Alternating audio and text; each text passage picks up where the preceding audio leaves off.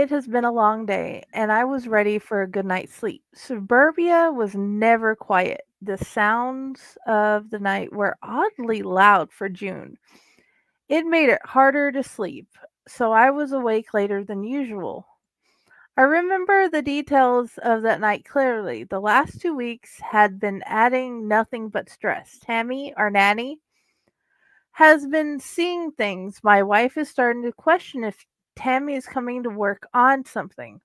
I had been defending her. I really couldn't believe that Tammy would do that. She kept claiming that she was seeing people around the backyard. One time she claimed that she thought they had no eyes. I set up cameras and we saw no sign of the people she was speaking about. There were weird electrical glitches at various times, but nothing implied any danger. Just as I was fighting sleep, my 5-year-old woke me up. She had another nightmare. She had been having them for the last 2 weeks. My wife felt that Tammy's stories were causing the nightmares. After letting getting her tucked into her bed, I turned off her light and returned to my room. But from the corner of my eye, I saw the lights in her dollhouse flicker on. I wanted to write it off as my imagination, but my daughter cried out, "Daddy, the nightmare is back. The no-eyed people are in my house." I hurried her to my room, suddenly hesitant to talk about it in the same room. I felt like I was overacting to the child's nightmare. Though I was scared, nothing I could think of could turn on the lights in the hand built dollhouse. I had run electricity in it myself. To turn the lights on and off, you had to put the batteries in. Without any batteries, it would be dark. I normally might have agreed with my wife that Tammy's stories had caused it, but I saw the lights myself. It spooked me. I locked my bedroom door behind her. "Tell me about the no-eyed people," I asked her gently. I needed to get information before I decided to handle how to handle this problem. Did I call the cops or an exorcist? This was beyond my imagination, and I didn't know what to do. My wife was at work, and all I wanted to do was to call her, and that was not a good idea. She was an emergency nurse, and phone calls were frowned upon. She stayed busy dealing with problems that came into the busiest ER in our state. Plus, if I was being honest with myself, I figured that she would accuse me of drinking. I really didn't want to start that argument. I was not sure if this was an emergency or just a scared child scaring me. My wife and I had been working opposing schedules for the past couple of years, and our marriage had been slightly strained because of it. We never got to see each other more than 10 minutes daily. Tammy saw us more than we saw each other. I was not even sure if I cared about the failure of my marriage was becoming. Though I love my wife, it felt lately like we were becoming two different people. I was at a loss as to how to fix something that I had not broken. It occurred to me that I had not seen Tammy in a couple of days. I tried to think if it was time for her yearly vacation, and as I was distracted, I had to ask my daughter to repeat the last thing she had said. The no eyed people ate Tammy. I fixated on that, but for whatever reason, my mind would not let it go. I was letting the stress affect me. I was sure of it. After all, no eyed people, really? It sounded scarier from my daughter and rid- ridiculous coming from Tammy. I had been finding myself thinking about Tammy a lot more lately. I would never break my vows I had made, but I was a healthy male with no with a a healthy male with a good imagination. Tammy was in appearance everything my wife was not, curvy, tall, and young. With lots of long, luscious hair, my wife was far more intelligent and easier to talk to. I only enjoyed Tammy's appearance, but I loved my wife. I had to calm myself and my daughter down, so I asked her to describe the no eyed people. They have long faces with no eyes. Her no hair, their mouths have lots of teeth, red teeth. They have long bodies and long fingers. They were as tall as Tammy, but they got small and hid in the house. Regardless of whether the no eyed people were real or not, I wanted to get my daughter out and safe. It would give me a fresh perspective on the situation. My parents lived on the other side of town. I decided to take her to see to to see her grandparents for a couple of days while I figured out what the no-eyed people were. My parents were always happy to see my daughter. Though I could tell my mom was curious, she welcomed us and quickly set about putting my child to bed. I was torn. Should I stay the night or go back and face the nightmare I left behind? The desire to stay embarrassed me. My wife would be coming back to an empty house. I had left without leaving a note, so I had to go back at least so she would be informed. Firmly, I mentally shook myself. I had to go back. I decided to swing by Tammy's house to check on her. I was sick with worry and needed to be sure if the no eyed people were everything my daughter believed them to be, or if they were just burglars in a mask. Well, I needed to eliminate that possibility. Logically, I was already making excuses for why I would not find her home. I knew that I was going to find an empty house. I knew she was not there. Still, I stopped by. I got the spare keys from under the pot on the porch. She would have to replace it. I felt like it was place too obvious of place. I couldn't get it back in the pot. It felt wrong. I thought I was already spooked and was just jumpy. I slowly opened the door and slipped into a quiet, dark house.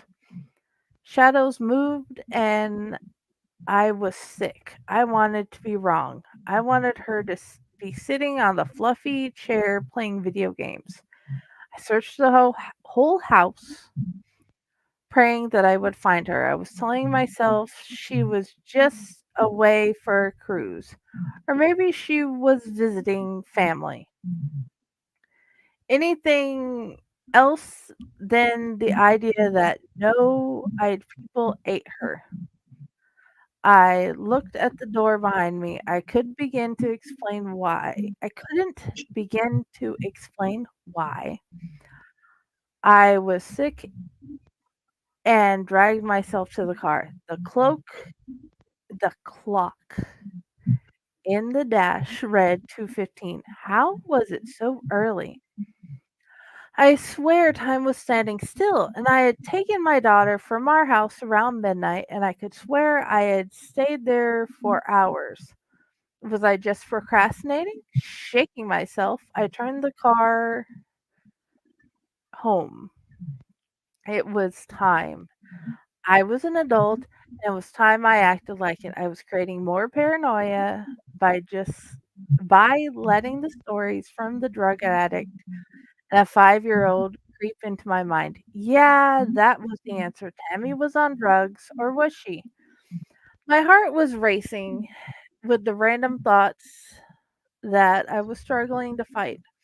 The house was colder, and the house was colder when I got home. The air felt heavier. I don't know what was happening, but I moved mechanically to her bedroom. The lights were still on in the dollhouse. I turned on the room's light. I noticed the sound that I ignored before. I realized I had been ignoring it because I was afraid. There was a faint sobbing coming from the dollhouse. Swallowing my fear, I called out. My voice broke. Hello? The sobbing started to be covered over by mechanical laughter, slowly at first building in volume. Hee hee hee hee, hee hee hee hee. It was harder to hear. I felt a wetness on my face. I reached up. Did you know that even in the dark, blood is recognizable? I was bleeding from my eyes. The blood was everywhere. I felt a scream stuck in my throat. I remember reaching for the dollhouse, but I don't remember opening it. I was suddenly looking at a group of things, tiny things, sitting in the middle of the living room. Six humanoid creatures with long fingers and teeth and no eyes. I saw Tammy. She was where the sobbing was coming from. Her eyes were gone. Only bloody sockets remained where where her eyes should be. One of the things the no-eyed people, a name that still feels childish to my mind, smiled in a toothy way. Ready to join us? You belong with us. I backed away, terrified. I felt a hand on my shoulder. The scream was suddenly released. I had no control over anything. Such a response to just feeling someone touch me was embarrassing. I slowly turned to see who was grabbing me. My knees nearly gave way when I saw my wife. I don't know if I have ever been so relieved. I forgot about the last few hours and the fear. I was such a fool. My wife smiled and said quietly in a voice not her own, "Do you like my pets?" I summoned them to take care of my cheating husband and nanny. You could escape them if you knew their names. However, I am sure that you have no clue what they even are. I was stunned. I had not cheated. I had enjoyed a little fantasy, but I had kept it completely to my mind. I had never crossed the boundaries that would cause problems for all. My vision went black. Was this the end? I heard my wife asking our daughter where our daughter was, and I smiled. I had saved my child at the very least. The no-eyed people could eat me, and I would be happy. Stiffly, I waited. It occurred to me that my daughter had been having nightmares for 2 weeks. Why had the summoned creatures taken so long to take their vengeance? How did my wife even summon them? Tammy had seen them. Was this why they had taken her? What were they? So many questions raced through the chaos of my mind. I was struggling with things that made no sense. I felt my wife touch my shoulder. Gently, she shook me. Honey, wake up! The panic in her voice pulled me awake when nothing else could. I jerked painfully, awakening in the rocking chair in my daughter's room. My wife was standing beside the chair looking worried. Are you all right? You never fell asleep outside the bed. It took me a minute to look around the room, each thing etching itself in my memory. From the daisy curtains that my daughter loved flapping around the open window to the toys scattered across the floor. It was as though I was trying to feel attached to a world no longer solid. Gingerly, I reached up to feel my face. I could see again. My mind was quiet, dry as bone. No witness, no gaping hole. I looked around to find my daughter sleeping so sweetly. I shook my head. I think I was just extra tired and had a weird dream. I should be fine now. My wife sighed. Well, come to bed. I was worried when I got home and you weren't in our room. It's not terribly long until time you go back to work. Apologizing, I stood up. I followed her to the door. I hesitated with my eyes resting on the light switch. I turned the thing off. In the corner of my eye, I saw the little light of the dollhouse turn on.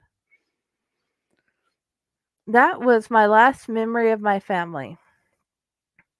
I have been looking for a way to return to my wife and child ever since. I feel the color has been stolen from my life. I would give anything to hold them both again. The no-eyed people are dream eaters. I fear I am the one who summoned them. I had been spending too much time dreaming. Unless useless and unproductive dreams, no imagination, just sinful, self-serving dreams. Such a meal they gained from me, enough to bring them into the world. So they stole from me the only dreams worth having, my family. I am not crazy, they exist. They are coming to steal all the dreams worth having from this world. I still do not know their names. I have looked at every supernatural text I could find. Nothing. The rooms of my house are empty as they were never filled. A single man had no need for toys or daisy curtains. With no wife, I only needed a twin bed. I had, according to everyone around me, lived alone the whole time. I tried to ask my neighbors, hoping that someone else had been seen. I sought out Tammy to see if she had heard from my wife and child. She acted as though she did not know who I was. She ran away from me, frightened that I was some creep trying to hurt her. My parents didn't remember my family. My mother looks at me filled with looks at me with eyes filled with pity. I was beginning to think I am losing my mind until the morning when I was cleaning the attic. I still think that I should burn it. Sitting in the attic, somehow pristine, is the damned dollhouse. No batteries, and the light is still on.